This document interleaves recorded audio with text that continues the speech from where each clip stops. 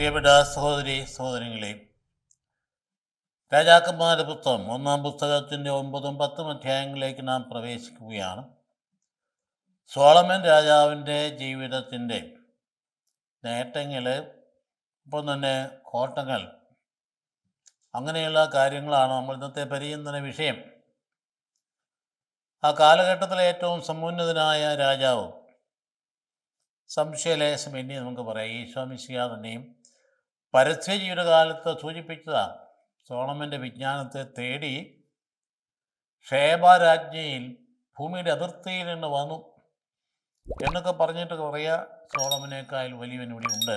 സോളമനെ തമ്പുരാൻ തന്നോട് തന്നെ താരതമ്യപ്പെടുത്താൻ മാത്രം വലിയ രാജാവായിരുന്നു അദ്ദേഹം.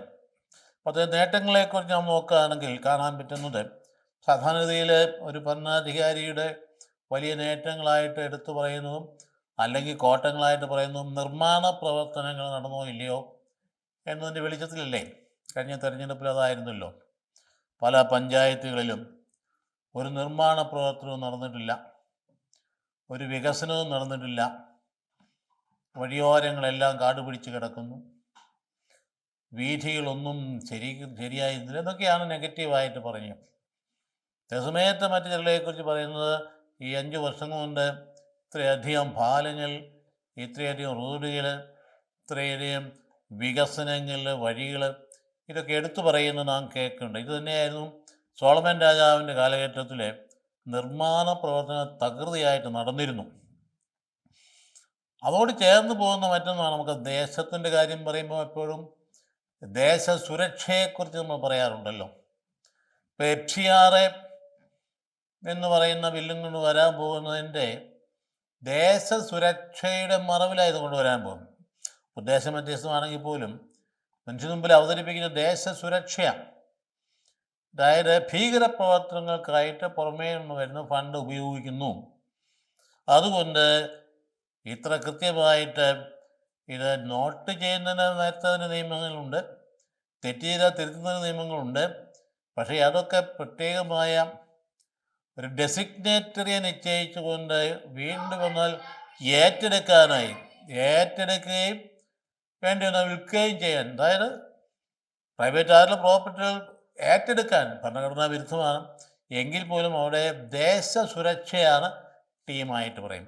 സോളമൻ്റെ കാലഘട്ടത്തിൽ ഏറ്റവും ശക്തമായി ദേശ സുരക്ഷയുണ്ടായിരുന്നതുകൊണ്ട് ഈ ബിസിനസ്സുകാർക്ക്, കച്ചവടക്കാർക്ക് അവർക്ക് വന്നു പോകാനൊന്നും ഒരു ഭയമില്ലാതിരുന്നുകൊണ്ട് വ്യാപാരം പെട്ടെന്ന് തഴച്ച് വളരാനായിട്ട് ഇടയായി.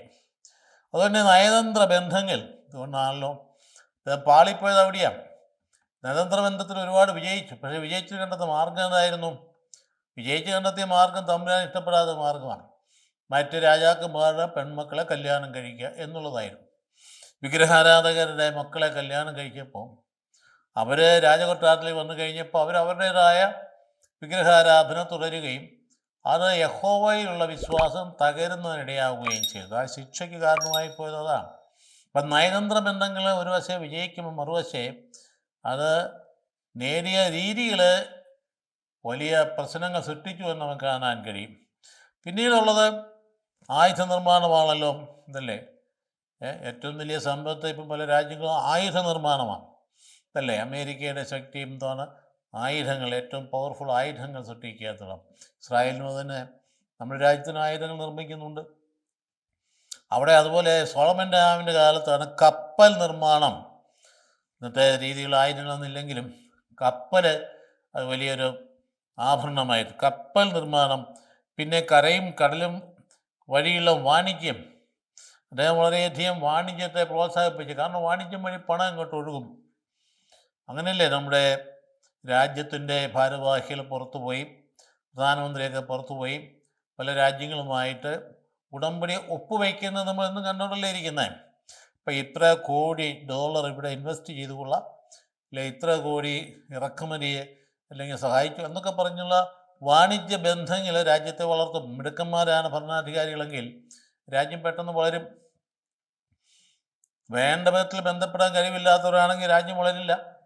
അപ്പോൾ സോളമൻ്റെ കാലത്ത് പെട്ടെന്ന് രാജ്യങ്ങൾ വളർന്നു സമ്പൽ സമൃദ്ധമായും. അതിൻ്റെ ഒരു വഴി ഇതായിരുന്നു, വാണിജ്യം. അതുപോലെ തന്നെ അതുപോലെ ഉണ്ടായ സമ്പത്ത് ഭയങ്കരമായി. അപ്പോൾ രാജാവിൻ്റെ പ്രശസ്തി അങ്ങ് വളർന്നു. അപ്പോൾ അങ്ങനെ ഒരു വശം നോക്കുമ്പോൾ ഒരിക്കലും ഉണ്ടായിട്ടില്ലാത്ത അഭിവൃദ്ധി സോളമൻ രാജാവിൻ്റെ കാലത്ത് ഉണ്ടായി എന്ന് നമുക്ക് കാണാൻ കഴിയും. നമുക്ക് കാണേണ്ട ഒരു കാര്യമുണ്ട്. ഭൗതികമായിട്ട് എന്ത് അഭിവൃദ്ധി ഉണ്ടായാലും ആന്തരികമായിട്ട് അഭിവൃദ്ധി ഉണ്ടായില്ല എങ്കിൽ തകർച്ചയായിരിക്കും വരാൻ പോകുന്നത് എന്നുള്ളതിൻ്റെ ഒന്നാമത്തെ ഉദാഹരണമാണ് സോളമൻ്റെ സാമ്രാജ്യമോഹവും സാമ്രാജ്യ ഭരണ രീതികളുമൊക്കെ എടുത്തു പറയുന്നത് തന്നെയാണ്. കാര്യം വിജ്ഞാനിയൊക്കെയാണ്, വലിയ വിജ്ഞാനമാണ്, പക്ഷേ ചെന്ന് വന്ന് ഭവിച്ചത് നാശത്തിലേക്കാണ് അവസാനം. നാട് വിറ്റ് വീട് പണിയുന്ന രീതി അദ്ദേഹത്തിന് എന്ന് പറഞ്ഞാൽ രാജകൊട്ടാരം പണിയാൻ വേണ്ടി കണ്ടമാനം കടം വരുത്തി വെച്ചു. അതായത് ടൈറിൻ്റെ രാജാവിൽ നിന്ന് 20 വർഷം വേണ്ടി വന്നു രാജകൊട്ടാരം ദേവാലയം പണിയാനായി. അപ്പോൾ ഹീറാം എന്ന് പറയുന്ന ആ ടൈർ രാജാവിനോട് കടപ്പെട്ട 120 താലന്ത് 45 ടൺ സ്വർണമാണ്. അത് കൊടുത്തു വീട്ടാൻ കഴിയാതെ വന്നു. പിന്നീട് ഭയങ്കരമായ ചിലവാണ്. നമ്മുടെ രാജ്യത്തും ചില സാഹചര്യങ്ങളിലൊക്കെ വമ്പൻ പണം മുടക്കി വലിയ പ്രതിമകളൊക്കെ ഉണ്ടാക്കി നമ്മൾ കേട്ടിട്ടുണ്ടല്ലോ. 3000 കോടി രൂപയുടെ പ്രതിമ പട്ടേലിൻ്റെയൊക്കെ ഉണ്ടാക്കി വെച്ചെന്ന് പറയും. പിന്നെ ചില ക്ഷേത്രങ്ങളൊക്കെ പണിയുന്നതിന് എത്ര കോടികളാണ് ചിലവഴിച്ചിരിക്കും. അപ്പം അതുകൊണ്ട് ഇങ്ങനെയുള്ള ഈ പ്രവർത്തന പരിപാടികൾ ഈ ബാങ്ക്രപ്റ്റായി പോകുന്നത്, രാജ്യം ഇങ്ങനെ വലിയ കടബാധ്യതയിൽ ചെന്ന് ചാടുന്നത് പലപ്പോഴും അറിയാതിരിക്കും. അപ്പോൾ സ്വർണം കൊടുത്തു വീട്ടാൻ കഴിയാത്തതുകൊണ്ട് എന്ത് ചെയ്തത്, രാജ്യത്തിൻ്റെ വടക്ക് പടിഞ്ഞാറ് അതിർത്തിയിലുള്ള 20 പട്ടണങ്ങൾ അയാൾക്ക് കൊടുത്തു.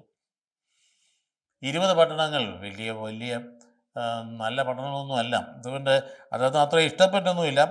ഈ ടൈർ രാജാവ് തൃപ്തിയായില്ല. അത് വിലകെട്ടത് എന്ന അർത്ഥത്തിൽ, തരിശെന്ന അർത്ഥത്തിൽ അതിന് കബൂൽ എന്ന പേര് വിളിക്കാനിടയായി, കബൂൽ. അപ്പോൾ അതുകൊണ്ട് അത് സ്വീകരിച്ചില്ല, അത് തിരിച്ചു കൊടുത്തു. അതൊരു നാണക്കേടായില്ലേ. അപ്പോൾ അങ്ങനെയൊരു സാഹചര്യം ഉണ്ടായി.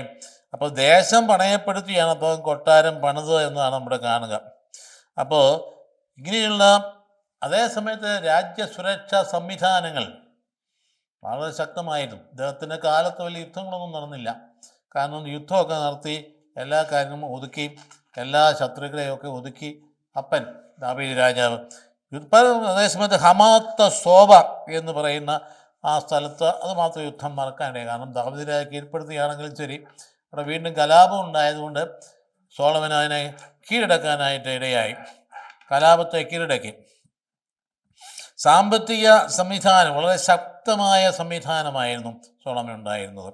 തന്ത്രപ്രധാനമായ കേന്ദ്രങ്ങളെല്ലാം സംരക്ഷണത്തോടു കൂടി തന്നെ ശക്തമായ കോട്ടകൾ നിർമ്മിച്ചു.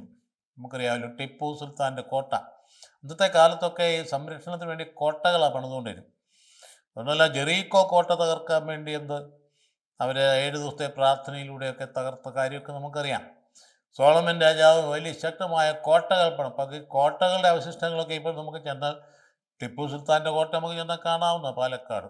അപ്പോൾ ആ കാലഘട്ടത്തിൻ്റെ പ്രത്യേകതയൊക്കെയായിരുന്നു. അപ്പോൾ ശക്തമായ കോട്ടകൾ ഉണ്ടാക്കി. അതായത് ജെറുസലേം നഗരത്തിൻ്റെ വടക്ക് ഭാഗത്ത് ഉള്ള സുരക്ഷാ മതിലാണ് മില്ലോ എന്ന പേരിൽ ഇന്നും അറിയപ്പെടുന്നത്. സോളമൻ പണിയിപ്പിച്ചതാണ്. അപ്പോൾ അതുകൊണ്ട് ഇന്നും നമുക്ക് ചെന്നാൽ ഇതിൻ്റെ ഒക്കെ അവശിഷ്ടങ്ങൾ അവിടെ കളയാതെ സൂക്ഷിച്ചിട്ടുണ്ട്. യഹൂദൻ്റെ കയ്യിലായതുകൊണ്ട് കൂടിയാണ് നമ്മൾ ഓർക്കുന്നത്. ഇതൊന്നും കളയാതെ സൂക്ഷിച്ചിട്ടുണ്ട്. അപ്പോൾ കാനാൻ ദേശത്തിൻ്റെ വടക്കേ അതിർത്തിയിൽ യോശുവ നശിപ്പിച്ച ഒരു പട്ടണമായിരുന്നു ഹസോർ. അവർ കയറി ആക്രമിച്ച് കീഴടക്കിയപ്പോൾ തകർന്നു പോയൊരു പട്ടണമാണ് ഹസോർ എന്ന് പറയുന്നത്. അതായത് യോശുവയുടെ പുസ്തകത്തിൻ്റെ 11-ാം അധ്യായം 10-ാം വാക്യത്തിൽ പറയുന്നത് ആ പട്ടണത്തെ രാജാവ് വീണ്ടും പുനരുദ്ധരിക്കുന്നതിനിടയായി. അപ്പോൾ സോളമൻ ആ നഗരത്തെ പുതുക്കി പണിതു. അങ്ങ് ഒരു വലിയ സൈനിക താവളമാക്കി മാറ്റി. പല സ്ഥലങ്ങളിലും സൈനിക താവളങ്ങളുണ്ടാക്കി. ഇന്ന് നമ്മൾ കാണുന്ന മഹാസാമ്രാജ്യങ്ങളുടെയൊക്കെ താവളങ്ങൾക്ക് നമുക്കറിയാം എന്തിനാ ഇപ്പോൾ അമേരിക്കയുള്ള ശത്രു ഇറാൻ കാണിക്കുന്നത് എങ്ങനെയാണ്? 10-12 അറബ് രാജ്യങ്ങൾക്കുള്ളിൽ തന്നെ അമേരിക്കൻ സൈനിക താവളങ്ങളുണ്ട്. അങ്ങനെയാണ് അമേരിക്ക ലോകത്തെ നിയന്ത്രിക്കും. അത് അമേരിക്കയ്ക്ക് ഏത് രാജ്യത്തെ വേണമെങ്കിലും അറ്റാക്ക് ചെയ്യാൻ മാത്രം പറ്റുന്ന താവളങ്ങൾ ഇങ്ങനെ ഏതെങ്കിലും തരത്തിലുള്ള ഇടപെടലിലൂടെ, ഉഭയകക്ഷി ബന്ധങ്ങളിലൂടെ, ഉടമ്പടികളിലൂടെ ഒക്കെ സ്ഥാപിച്ചെടുത്തിട്ടുണ്ട്. അപ്പോൾ അമേരിക്കൻ താവളങ്ങൾ UAE-യിലും സൗദി അറേബ്യയിലും ഒക്കെ ഉണ്ട്. അതിനിട്ടാണ് ഇറാൻ പണിത്. അതാണ്. അപ്പം അമേരിക്കയ്ക്ക് നേരിട്ട് പണി അത്രയും ദൂരെ ആയതുകൊണ്ട് ഈ മിസൈൽ അങ്ങ് ചെന്ന് പതിക്കില്ലായിരിക്കും. എന്തായാലും അത്ര എളുപ്പമൊന്നുമില്ല. അതുകൊണ്ട് അമേരിക്കൻ താവളങ്ങൾ ഇവിടെ സോളമൻ രാജാവ് ഇതുപോലെ സൈനിക താവളങ്ങൾ ഉണ്ടാക്കി. അതിലൊന്നായിരുന്നു ഈ പറഞ്ഞ ഹസ്വോർ എന്ന് പറയുന്ന. അതുപോലെ തന്നെ വഴികൾ അദ്ദേഹം ഉപയോഗിച്ചു. അതായത് കർമ്മൽ മലകളിലൂടെ മധ്യധന്യാഴിലേക്കുള്ള വഴിയിലെ തന്ത്രപ്രധാനമായ ഒരു നഗരമാണ് മെഗീദോ എന്ന് പറയും. നമ്മൾ ഓരോ കേട്ടിട്ടുള്ള സംഗതി ചരിത്രത്തിൽ മെഗീദോ. അനേകം യുദ്ധങ്ങൾക്ക് സാക്ഷ്യം വഹിച്ച ഒരു നഗരം. അത് സോളമൻ്റെ രാജ്യരക്ഷാ സംവിധാനത്തിൻ്റെ ഭാഗമായിരുന്നു.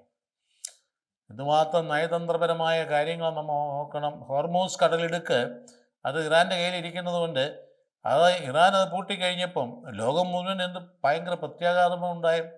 കപ്പലുകൾ നീങ്ങാൻ നിവൃത്തിയില്ല. ആ കടലിടുക്കിലൂടെ വേണം കപ്പൽ കടന്നു പോകാൻ. അത് പൂട്ടിക്കഴിഞ്ഞാൽ പിന്നെ എത്രയോ പതിനായിരക്കണക്കിന് മൈലുകൾ താണ്ടി വേണം കപ്പൽ എത്താൻ. നമ്മുടെ തന്നെ അങ്ങനെ തന്നെയാണ്. അപ്പം അങ്ങനെ വരുമ്പോൾ രാജ്യത്തിൻ്റെ ലോകത്തിൻ്റെ മുഴുവൻ സാമ്പത്തിക സ്ഥിതിയെ ബാധിക്കുന്ന. അതുകൊണ്ടാണ് അതിനെ ശക്തമായിട്ട് അറ്റാക്ക് ചെയ്യാൻ ഭയപ്പെടുത്തിയത്. അത് ഞങ്ങൾ തുറക്കും അല്ലെങ്കിൽ തകർത്ത് കളയും എന്നൊക്കെ പറയാൻ കാര്യം അതാണ്. ലോകത്തെ മുഴുവൻ ബാധിക്കുന്ന സംഗതിയാണ്. അവസാനത്തിൽ അത് തുറന്നു കൊടുത്തു. അങ്ങനെ യുദ്ധം മിക്കവാറും അവസാനിക്കാറായി. അത് തുറന്നു കൊടുത്തതോടുകൂടി നമുക്ക് കരുതുകയാണ്. എന്ന് പറഞ്ഞതുപോലെ തന്ത്രപ്രധാനമായ നഗരമായിരുന്നു മെഗീഡോ. അതുപോലെ ജെറൂസലേമിൻ്റെ പടിഞ്ഞാറ് മധ്യധനാഴിയിലേക്കുള്ള വഴിയിലെ 2 നഗരങ്ങളാണ് ഗേസറും ബെത്തേഹോറും, 2 എണ്ണം. അപ്പോൾ അങ്ങനെയുള്ള സ്ഥലങ്ങളൊക്കെ സോളമൻ രാജാവ് വാസ്തവത്തിൽ ഇന്ന് വലിയ ബഹുരാഷ്ട്ര കുത്തകളൊക്കെ കണ്ടുപിടിക്കേണ്ട ഒരു രാജാവാണ് സോളമൻ രാജാവ്. ബുദ്ധിശാലിയായിരുന്നതുകൊണ്ടാണല്ലോ ഇങ്ങനെയൊക്കെ അദ്ദേഹം വളർത്തിയെടുക്കാനാണ്. ഇപ്പോൾ കാനാൻ ദേശത്തിന് തെക്ക് ഏദോമിൻ്റെ അതിർത്തിയിലുള്ള ബലാത്ത്, താമാർ നഗരങ്ങളിലെ കോട്ടകൾ, തെക്കേ അതിർത്തി ഓരോ ഭാഗവും അദ്ദേഹം സംരക്ഷിച്ചു. തെക്കേ അതിർത്തിയിൽ ഇങ്ങനെ കോട്ടകൾ പണിതു വെച്ചു. പിന്നെ ചെങ്കടൽ തീരത്തിൻ്റെ തുറമുഖ നഗരമായ എസിയോൻ ഗേബറിലേക്കുള്ള വഴിയും അങ്ങനെ ഈ കോട്ടകൾ മൂലം സുരക്ഷിതമായി. ഇന്നത്തെ പോലെയല്ല അന്ന് ഈ വഴികളിലെല്ലാം ഒരുപാട് കൊള്ളസംഘങ്ങളുണ്ട്. അവരെയൊക്കെ തുരത്തുന്നതിന് ഇങ്ങനെയുള്ള സംരക്ഷണ സംവിധാനങ്ങൾ ഏറ്റവും പ്രയോജനപ്രദമായിരുന്നു. അപ്പം അതുകൊണ്ട് സോളമന് കുതിരപ്പടയുണ്ടായിരുന്നു. ദാവീദ് രാജാവിന് കാലാൾപ്പടയെ ഉണ്ടായിരുന്നുള്ളൂ, കുതിരപ്പടയുണ്ടായിരുന്നു. അതുകൊണ്ട് ഇന്ന് നമ്മൾ ഇസ്രായേലിൽ ചെല്ലാമെങ്കിൽ ഏറ്റവും കൂടുതൽ എക്സ്കവേഷൻസ് നടക്കുന്ന സ്ഥലം ലോകത്തിൽ ഇസ്രായേലാണ്. കോടികൾ ഡോളറുകൾ മുടക്കിയിട്ടാണ് വേദപുസ്തക ഗ്രന്ഥത്തിൻ്റെ ഭാഗങ്ങളെ അസ്ഫുതമാക്കിയിട്ടുള്ള ഗവേഷണങ്ങൾ നടന്നുകൊണ്ടിരിക്കും. അങ്ങനെ സോളമൻ രാജാവിൻ്റെ കാലത്ത് അല്ലെങ്കിൽ ദാവീദ് രാജാവിൻ്റെ കാലത്ത് ഒക്കെ ഉണ്ടായിരുന്ന ഭൂമി, സ്വാഭാവികമായിട്ടും ഭൂമി കാലക്രമത്തിൽ മനുഷ്യൻ നടന്നും നല്ല മണ്ണ് ഒലിച്ചു വന്നും അല്ലെങ്കിൽ മഴ കൊണ്ട് മണ്ണ് അങ്ങോട്ട് നീങ്ങി ഇങ്ങോട്ട് നീങ്ങിയൊക്കെ അപ്രത്യക്ഷമായിട്ട് അതിൻ്റെ മുകളിൽ വേറെ സംവിധാനം കൊണ്ടായി കയറിപ്പോകാനിടയുണ്ട്. അതുകൊണ്ടാണ് ഈ എക്സ്കവേഷൻ നടത്തുന്ന ആർക്കിയോളജിക്കൽ എക്സ്കവേഷൻ നടത്തുന്ന ആൾക്കാർ കൃത്യം അതിൻ്റെ വേദപുസ്തകത്തിൽ നിന്ന് അതിൻ്റെ സ്ഥലമൊക്കെ നോട്ട് ചെയ്തിട്ട് അവിടെ കുഴിച്ച് ചെന്ന് ഈ സോളമൻ്റെ കുതിരലായം ഇരുന്ന സ്ഥലം കണ്ടെത്തി. നമുക്കറിയാം കുതിരലായം എന്ന് പറഞ്ഞാൽ കുതിരകളെ കെട്ടിയിട്ട സ്ഥലത്ത് നിന്ന് ഏറ്റവും കുതിരയെ പുറത്തോട്ട് കൊണ്ടുപോകുമ്പോൾ അവിടെ കല്ലുകൾ പാകിയിരിക്കും. അതുകൊണ്ട് ആ കല്ലുകൾ നശിക്കില്ലല്ലോ. അപ്പോൾ ഇങ്ങനെയാണ് ഈ എക്സ്കവേഷൻസ് നടക്കുന്നത്. ആ കല്ലുകൾ അവിടെ കൃത്യമായിട്ട് ഒരു വഴി നല്ല വീതിയിൽ അതിലൂടെ ടക്കെന്ന് പറഞ്ഞ് കുതിരകൾ പോവുകയും വന്ന് കയറുകയും ചെയ്യാം. ആ ലായം ഇത് കുഴിച്ചെടുത്ത് മാറ്റി ഇപ്പോൾ വെച്ചിട്ടുണ്ട്. നമുക്ക് ചെന്നാൽ കാണാവുന്നതാണ്. നോക്കണം, വേദപുസ്തകത്തിൻ്റെ ചരിത്രബന്ധമായ കാര്യങ്ങൾക്കൊക്കെ തെളിവുകളായിട്ടാണ് ഈ എക്സ്കവേഷൻസ് നടത്തിയിട്ട് ഇതൊക്കെ പുറത്തു കൊണ്ടുവരുന്നത്. പണ്ടത്തെ കാലത്ത് ദാവീദിൻ്റെ കാലഘട്ടത്തിൽ, അതിന് മുമ്പുള്ള കാലഘട്ടത്തിലെയൊക്കെ പോട്ടറി എന്ന് പറയും. അങ്ങനെ ഒരു എക്സ്കവേഷൻ്റെ പ്രത്യേകമായൊരു മെത്തേഡാണ് പോട്ടറിയിൽ കണ്ടെത്തുക എന്ന് പറഞ്ഞാൽ അന്ന് ഉപയോഗിച്ചിരുന്ന കലങ്ങൾ അതൊക്കെ നശിക്കാതെ കിടക്കുന്നതുകൊണ്ട് അന്ന് ഏത് തരത്തിലുള്ള പാത്രമാണ് ഉപയോഗിച്ചതെന്ന് വേദപുസ്തകം കണ്ടെത്തിയിട്ട് അത്തരത്തിലുള്ള പാത്രങ്ങളെ കണ്ടെത്തി അപ്പോഴാണ് അറിയുന്നത് ഈ മണ്ണ് ഈ ലെവല് അന്ന് അവർ താമസിച്ചിരുന്ന സ്ഥലമായിരുന്നു. ആ ലെവൽ നമുക്ക് കണ്ടെത്താനായിട്ട് കഴിയും. അപ്പം അതുകൊണ്ട് ഇതുപോലെയുള്ള ആ കുതിരപ്പടകൾ ഇദ്ദേഹത്തിന് ധാരാളം ഉണ്ടായിരുന്നു. തന്നെയുമല്ല, ഈ കച്ചവട സംഘങ്ങൾക്ക് നിർഭയം കടന്നു ചെല്ലാമായിരുന്നു ഈ പ്രദേശത്തേക്കൊക്കെ, പേടിക്കേണ്ട കാര്യമില്ല. അപ്പം അതുകൊണ്ടാണ് ഒരുപാട് ആളുകളും ഇപ്പം എന്തുകൊണ്ടാണ് കേരളത്തിലേക്ക് വ്യവസായം വരാത്ത വ്യവസായത്തിന് പറ്റുന്ന വളക്കൂറുള്ള മണ്ണല്ലിത്. എന്ന് ചോദിച്ചാൽ ഏതെങ്കിലും വ്യവസായം വന്ന് ഇവിടെ പണം മുടക്കിയാൽ 2 മാസത്തിനുള്ളിൽ കൊണ്ട് കൊടി പിടിക്കും സമരത്തിന്. എന്തുകൊണ്ടാണ് ഇവിടെയുള്ള ആൾക്കാർ വ്യവസായം നടത്താൻ പുറത്തേക്ക് വന്ന് കർണാടകത്തിൽ ചെന്നാൽ പേടിക്കേണ്ട, തമിഴ്നാട്ടിൽ ചെന്നാൽ പേടിക്കേണ്ട, അവിടെ ഏത് ആളുകൾ പണം കയ്യിലുള്ളവൻ പണം മുടക്കിയാലും സപ്പോർട്ട് ചെയ്യാനുള്ള വില്ലേജുകൾ എപ്പോഴും തൽപരരാണ്. നമ്മുടെ ആളുകൾ എത്രയോ പേര് ഇങ്ങനെ മൈസൂരിലും ബാംഗ്ലൂരിലൊക്കെ വലിയ ഭയങ്കര സംവിധാനങ്ങൾ, വലിയ ഫാക്ടറികൾ നടത്തിക്കൊണ്ടിരിക്കും. ഞാൻ അവരോട് നേരിട്ട് ചോദിച്ചിട്ടുണ്ട്, ഈ പണമൊക്കെ നമ്മുടെ നാട്ടിൽ ചിലവഴിക്കാൻ പോലെ എൻ്റെ നമ്മുടെ നാട്ടിൽ ചിലവഴിച്ചാൽ ഇത് വില പോകുമോ? 2 മാസം കഴിഞ്ഞതിനുള്ളിൽ അതിന് മുമ്പ് തന്നെ കുടി കുത്തി വാഴുകയില്ല. തന്നെയല്ല നമ്മൾക്ക് ഫയലുകൾ നിങ്ങൾ എന്തുമാത്രം അനീതി അഴിമതിയും എന്തുമാത്രം കൈക്കൂലിയുമാണ്. ഒന്നും നടക്കത്തില്ല. ചില ആളുകൾ ആത്മഹത്യ ചെയ്യാൻ കാരണം ഉണ്ടായി അങ്ങനെ തന്നെയല്ലേ. അപ്പോൾ അതുകൊണ്ട് വ്യവസായത്തിന് ഇവിടെ വളക്കൂറില്ലാത്തതിൻ്റെ കാരണം നശിച്ച രാഷ്ട്രീയമാണ്. എന്നാൽ ഇവിടെ വളരെ ഭംഗിയായിട്ടുള്ള സംവിധാനം ഏർപ്പെടുത്തി സോളമൻ. അതുകൊണ്ട് പുറത്തുനിന്നുള്ള ആളുകളൊക്കെ നല്ല വ്യവസായികൾ കടന്നു ചെല്ലാനായിട്ടിടയിൽ, അതിനുള്ള രാജപാതകൾ ഒക്കെ നല്ല ഭംഗിയായിട്ട് ക്രമീകരിക്കാനിടയായി. അപ്പോൾ 3 ഭൂഖണ്ഡങ്ങളുടെ നടുവിലാണ് ഇസ്രായേൽ എന്ന് പറയുന്നത്. ഏതാ? ഏഷ്യ, ആഫ്രിക്ക, യൂറോപ്പ് എന്നീ 3 ഭൂഖണ്ഡങ്ങളെ വളരെ പ്രധാനപ്പെട്ട ഏറിയ മണ്ണാണ് ഈ പറഞ്ഞ ഇസ്രായേലിൻ്റെ സ്ഥലം എന്ന് പറയും. അപ്പോൾ ലോകത്തിന് നടുഭാഗമാണ്, കൃത്യം നടുഭാഗം. അപ്പോൾ അതിൻ്റെ ഒത്തിരി പ്രാധാന്യം അതിനകത്തുണ്ട് എല്ലാ തലങ്ങളിലും ഒന്ന് തൊട്ട് തന്നെ. അതുകൊണ്ട് അതുകൂടാതെ തന്നെ ഈ ചുങ്കം, അതിൽ നിന്ന് വരുന്ന ലാഭം, ഈ കച്ചവടക്കാരിൽ നിന്നൊക്കെ കിട്ടുന്നതായ വലുതായ ചുങ്കം, അതൊക്കെ വലിയ സൈനിക അല്ലെങ്കിൽ സാമ്പത്തിക ശക്തിയായിട്ട് ലഭിച്ചിരുന്നു. ഇപ്പോൾ കച്ചവട ലാഭം ഉണ്ടായിരുന്നു. കൂടാതെ തന്നെ അദ്ദേഹം കീഴടക്കിയ രാജ്യങ്ങളിലെ ആൾക്കാർ കപ്പം കൊടുക്കുക എന്ന് പറയും. ഇത്ര തുക വെച്ച് ഓരോ വർഷവും ഇങ്ങനെ മഹാരാജാവിന് അടയ്ക്കണം എന്ന രീതി. അപ്പോൾ അതിൻ്റെ കടൽ മാർഗമുള്ള വാണിജ്യം, അതുപോലെ തന്നെ ഒഫീറിൽ നിന്ന് സ്വർണം കൊണ്ട്, ഒഫീർ എന്ന് പറയുന്നത് ഇപ്പോൾ എക്സ്കവേറ്റ് ചെയ്യുന്ന ആർക്കിയോളജിസ്റ്റ് പറയുന്നത് ഈ ഒഫീർ എന്ന് പറയുന്ന സ്ഥലം എന്ന് പറയുന്നത് നമ്മുടെ കേരളത്തിലെ ബേപ്പൂറാണെന്നാണ് പറയും. അപ്പോൾ അവിടം വരെയൊക്കെ എത്തുമായിരുന്നു. കേരളത്തിൽ നിന്നെല്ലാം കൊണ്ടുപോകുമായിരുന്നു. ഇവിടുന്ന് ആനക്കൊമ്പ് കൊണ്ടുപോകായിരുന്നു. അതുപോലെ തന്നെ മയിലും കുരങ്ങൻ ചന്ദനം തുടങ്ങിയ കാര്യങ്ങളൊക്കെ ഇവിടുന്ന് കൊണ്ടുപോകായിരുന്നു എന്ന് പറയുന്നുണ്ട്. അപ്പം ഈ ബേപ്പൂറാണ് ഈ ഒഫീർ എന്ന് പറയുന്നത് ശക്തമായിട്ട് തെളിയിച്ചിട്ടില്ലെങ്കിലും അങ്ങനെ കൂടുതൽ പണ്ഡിതന്മാർ പറയാറുണ്ട്. അപ്പോൾ വലിയ കപ്പൽ, താർഷീഷിലെ കപ്പലുകൾ എന്ന് പറയുന്ന വലിയ കപ്പലുകൾക്ക് പറയാം താർഷീഷിലെ കപ്പലുകൾ എന്ന് വേദപുസ്തകത്തിൽ പറയുന്നത്. അപ്പോൾ തേരും കുതിരയും സോളമൻ രാജാവിന് വ്യാപാരം പ്രധാനപ്പെട്ട ഒരു സംഗതിയാണ്. ഇത് ഉണ്ടാക്കുന്നത് വാങ്ങിച്ചുകൊണ്ട് തിരിച്ച് വിൽക്കുക എന്നുള്ളത് അദ്ദേഹത്തിൻ്റെ ഒരു പരിപാടി. അപ്പോൾ ഈജിപ്തിൽ രഥങ്ങൾ നിർമ്മിക്കാൻ മിടുക്കന്മാരായിരുന്നു ഈജിപ്തുകാരോട് കുറഞ്ഞ വിലയ്ക്ക് രഥങ്ങൾ വാങ്ങിച്ചിട്ട് മറ്റാൾക്കാർക്ക് വിൽക്കുന്ന ഒരു രീതി ഉണ്ടായിരുന്നു. കുതിരയും ഓടുന്നത് ധാരാളമായിട്ട് കിട്ടും. അതുപോലെ തന്നെ മികച്ച കുതിരകളെ വളർത്തിയിരുന്നത് കിലിക്കിയ എന്ന പ്രദേശം കൂവ എന്ന് പറയുമായിരുന്നു. അങ്ങനെ പ്രദേശത്താണ് ഉണ്ടാക്കി വെച്ചിരുന്നത്. അപ്പോൾ അതുകൊണ്ട് കുതിര, അതുപോലെ തേര് അല്ലെങ്കിൽ രഥങ്ങൾ, ഇതിലേക്ക് വിൽപ്പന നടത്തിയിരുന്നു. ബഹിരാഷ്ട്ര കുത്തുകൾ ഇന്ന് കണ്ടുപിടിക്കേണ്ട ഒരു വലിയ വ്യാപാരി കൂടിയാണ് ഈ സോളമൻ രാജാവെന്ന് പറയാൻ കാരണം അതാണ്. വലിയ അലങ്കാര വസ്തുക്കളായിട്ട് വലിയ പരിചകളും, 6 കിലോ സ്വർണവും അല്ലെങ്കിൽ 6 കിലോയും 1.5 കിലോയും ഒക്കെ സ്വർണം ഉപയോഗിച്ചുള്ള പരിചകൾ അലങ്കാരത്തിനായിട്ട് ഉപയോഗിക്കുമായിരുന്നു.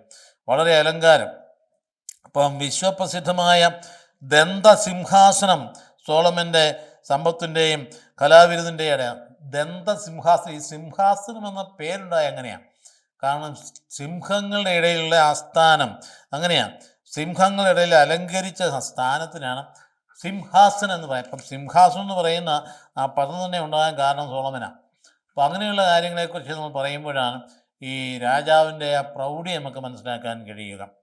അദ്ദേഹം വെറും സാധാരണക്കാരനല്ല. നമുക്കറിയാം എന്തുമാത്രമാണ് അദ്ദേഹം സോളമൻ്റെ ജ്ഞാനത്തിൻ്റെ ഗ്രന്ഥത്തിൽ ആ ഉത്തമഗീതം പോലെയുള്ള കാര്യങ്ങൾ എന്തുമാത്രമാണ് മനോഹരമായിട്ട് എഴുതിയിരിക്കുന്നത്. ഒരു കവി കൂടിയായിരുന്നു. അപ്പോൾ ആ ഷേബ രാജ്ഞി ഇവിടെ സന്ദർശിക്കുന്നതിനെക്കുറിച്ച് മത്തായിയുടെ സുവിശേഷത്തിൻ്റെ 12-ാം അധ്യായം 42-ാം വാക്യത്തിൽ കർത്താവ് പറയുന്നുണ്ട്. എങ്ങനെയാണ്? ദക്ഷിണദേശത്തെ രാജ്ഞി വിധി ദിവസം ഈ തലമുറയോടൊത്ത് ഉയർപ്പിക്കപ്പെടുകയും ഇതിനെ കുറ്റം വിധിക്കുകയും ചെയ്യും. എന്നാൽ സോളമൻ്റെ വിജ്ഞാനം അത് ശ്രവിക്കാൻ അവൾ ഭൂമിയുടെ അതിർത്തിയിൽ നിന്ന് വന്നു. എന്നിട്ട് പറയാൻ ഇവിടെ സോളമനേക്കാൾ വലിയ, എപ്പോഴാണ് ഇത് പറഞ്ഞത്? ഈശോ പറഞ്ഞത് അടയാളങ്ങൾ അന്വേഷിച്ചപ്പോൾ ആ യഹൂദരോട് കർത്താവ് പറഞ്ഞെന്താ? യോനായുടെ അടയാളമല്ലാതെ മറ്റൊരു അടയാളവും നൽകില്ല. എന്തുകൊണ്ടാ? 3 ദിവസം യോന മത്സ്യത്തിൻ്റെ ഉള്ളിൽ താമസിച്ചതുപോലെ ദൈവത്തിൻ്റെ പുത്രൻ തന്നെ 3 ദിവസം ഭൂമിക്കുള്ളിൽ എന്ന് പറഞ്ഞാൽ മരിച്ച് അടക്കപ്പെട്ട് ഉത്ഥാനം ചെയ്യുന്ന അർത്ഥത്തിലാണ്. പക്ഷേ ആ അടയാളം ഒന്നും സ്വീകരിക്കാൻ തയ്യാറില്ല. അപ്പം യോനായേക്കായിൽ വലിയവനാ വന്നിരിക്കുന്നത്. അതുപോലെ തന്നെയാണ് ഇവിടെ സോളമനേക്കാൾ വലിയവനാണ്. അവർക്ക് ഉൾക്കൊള്ളാൻ പറ്റും. അവരാണ് ഷേബാരാജ്ഞിയുടെ കാര്യം ഇവിടെ പറയാനായിട്ട് ഇറങ്ങിയത്. അപ്പോൾ സോളമനേക്കാൾ 10 മടങ്ങ് ജ്ഞാനമുള്ള ആളാണ് ഇവിടെ നിൽക്കുന്നത് കർത്താവ് പറഞ്ഞപ്പോഴാണ് കർത്താവ് ഷേബ രാജ്ഞിയെ എടുത്ത് ഉദ്ധരിക്കാനായിട്ട് ഇടയായത്. അപ്പോൾ എല്ലാം ദൈവത്തിന് ദാനമാണെന്നൊക്കെ ഇടയ്ക്കിടയ്ക്ക് അദ്ദേഹം പറയുമായിരുന്നു. ഒരു വശേ വിശ്വാസമുണ്ട്, മറുവശേ പറഞ്ഞാൽ വിശ്വാസ വൈപരീത്യവുമുണ്ട്. എൻ്റെ ജീവിതത്തിൻ്റെ പ്രത്യേകതയാണുള്ളത്. ഒരു വശേ വിശ്വാസം, മറുവശേ അഹങ്കാരം. ഇങ്ങനെയായിരുന്നു സോളമൻ്റെ പോക്ക്. ദൈവത്തിന് ദാനമാണെന്ന് പ്രാർത്ഥനകളൊക്കെ നമ്മൾ കഴിഞ്ഞ പ്രാവശ്യം കണ്ടത് അദ്ദേഹത്തിൻ്റെ യാചന പ്രാർത്ഥനകളാണ്, അത്ര മനോഹരമായ പ്രാർത്ഥനകളാണ്. പക്ഷേ ഒരു വശേ അവരുടെ ദൈവത്തിന് ദാനം, ദൈവത്തെ സ്തുതിക്കുകയും മഹത്വപ്പെടുകയും, അതേ മറുവശത്ത് അദ്ദേഹത്തിൻ്റെ വലിയ അഹങ്കാരം അത് അദ്ദേഹത്തെ കൊണ്ട് നശിപ്പിക്കാനായിട്ട് ഇടയായി. അപ്പോൾ വാണിജ്യത്തിലുള്ള നയതന്ത്രം, ഷേബ രാജ്ഞി, ഷേബ എന്ന് പറയുന്ന സ്ഥലം ഇന്നത്തെ യമൻ എന്നാണ് പറയുക. യമൻ ചെങ്കടൽ, ഏഡൻ ഉൾക്കടലിലും തുടർന്ന് അറബിക്കടലിലേക്കും തുറക്കുന്ന കടലിടുക്കിൻ്റെ കിഴക്കേ തീരത്ത് കാണുന്ന യമൻ എന്നറിയപ്പെടുന്ന സ്ഥലമാണ് ഈ ഷേബ രാജ്യമായിട്ട് പേരൊക്കെ അറിയപ്പെടുന്നത്. യമനിൽ പോയി ആളുകൾ പോയി ജോലി ചെയ്യുന്ന ആൾക്കാർ കേരളത്തിൽ ഉണ്ടായിരുന്നു. ഇപ്പോൾ അധികം പേര് പോകുന്നില്ല, കാരണം അവിടെയെല്ലാം ഒരുപാട് യുദ്ധങ്ങളൊക്കെ ഉണ്ടായി. ഹൂതികളുമായിട്ടുള്ള ഭയങ്കരമായ യുദ്ധങ്ങളൊക്കെ ഉണ്ടായി, നമുക്കറിയാവുന്ന പരസ്പരം കലഹങ്ങളുണ്ടായ സ്ഥലമാണ് യമൻ എന്ന് പറയുന്നത്. അതിൻ്റെ മറുകരയാണ് എത്യോപ്യ എന്ന് പറയും. എത്യോപ്യക്ക് അന്ന് സമ്പൽ സമൃദ്ധമായിരുന്നു, ദരിദ്ര രാഷ്ട്രമാണെങ്കിൽ പോലും അന്നത്തെ കാലത്തും. അപ്പോൾ ഈ രാജ്യങ്ങളുമായിട്ടൊക്കെ അദ്ദേഹം കരാറുകളുണ്ടാക്കി. അസത്ത് ഷേബ രാജ്ഞി സന്ദർശിച്ചെന്ന് പറയുന്നത് സോളമൻ രാജാവിൻ്റെ വിജ്ഞാനം കാണാൻ വേണ്ടി മാത്രം പോയതൊന്നുമല്ല. സോളമൻ രാജാവ് ഭാഗത്തൂടെയൊക്കെ വഴികളെല്ലാം സ്വന്തമാക്കി കഴിഞ്ഞപ്പോൾ ഇവരുടെ ബിസിനസ്സിന് കുറേ ക്ഷതമേറ്റു. ഷേബ രാജ്ഞിയുടെ യമനിലെ രാജ്ഞിക്ക് ക്ഷതമേറ്റപ്പോൾ കരാറുണ്ടാക്കാൻ പോയതാണ്, ഉടമ്പടി ഉണ്ടാക്കാനായിട്ട് പോയതാണ്. ആ ഉടമ്പടി ഉണ്ടാക്കിയപ്പോൾ ഇതിൽ നിന്നൊക്കെ അങ്ങനെ പോയി സോളമൻ രാജാവുമായിട്ട് അടുത്ത ഉടമ്പടി ഉണ്ടായി. 4 ടൺ സ്വർണവുമായിട്ടാണ് പോയത്. അതിന് തക്കതായ പ്രതിസമ്മാനം കൊടുക്കാനായി കൈമാറി. അപ്പോൾ സമ്പത്ത് ഒരു വശേ പോയപ്പോൾ ഇദ്ദേഹത്തിൻ്റെ പതർച്ചയും തകർച്ചയും വരുന്നത് അടിമവേല കഠിനമാക്കി. അവിടെയാണ് സ്വന്തം ജനത്തെ അടിമപ്പണിക്ക് അദ്ദേഹം നിയോഗിച്ചു. ഇത് കഠിനമായിപ്പോയി. അതുകൊണ്ടാണ് സോളമൻ രാജാവിൻ്റെ പുത്രൻ്റെ സ്ഥാനാരോഹണത്തിന് മുമ്പ് ആ പ്രായമായ കൗൺസിലേഴ്സ് പറഞ്ഞത്, നിൻ്റെ അപ്പനെ പോലെ ആ അടിമപ്പണി അനുവദിക്കരുത്, മനുഷ്യനിച്ച് സ്വാതന്ത്ര്യം കൊടുക്കണം എന്ന് പറയാൻ ഇടയായതുകൊണ്ടാണ്.